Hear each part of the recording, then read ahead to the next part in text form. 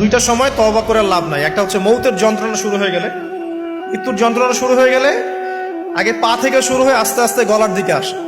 হাদিসে যেমনটা এসেছে, সূরা ওয়াকিয়ার মধ্যেও আছে যে পায়ের দিক থেকে যন্ত্রণা শুরু হয়ে আস্তে আস্তে আস্তে আস্তে এই গলার দিকে আসে, এবং আত্মাটা গলার এখানে যখন চলে আসে, এখান থেকে মালাকুল মউত আত্মাটাকে নিয়ে চলে যায়। এবং চোখ দিয়ে তাকিয়ে থাকে মানুষ, রুহটা চলে গেলে মানুষ চোখ দিয়ে তাকিয়ে থাকে। দেখবেন এই কারণে মৃত ব্যক্তি তাকিয়ে থাকে, চোখ খোলা থাকে। এবং তখন আসমান থেকে সিঁড়ি নামিয়ে দেওয়া হয়, ওই সিঁড়িতে করে আত্মা চলে যাচ্ছে, ও তাকিয়ে দেখে যে আত্মা চলে যাচ্ছে। এবং মানুষ মারা যাওয়ার পরে চোখ জীবিত থাকে অনেকক্ষণ।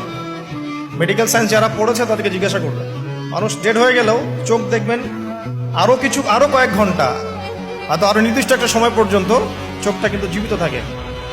এই জন্যে চোখ বন্ধ করে দিতে হয়। যাই হোক, যেটা বলছিলাম যে মৌতের যন্ত্রণা শুরু হয়ে গেলে তওবা করে লাভ নাই, তওবার দরজা বন্ধ।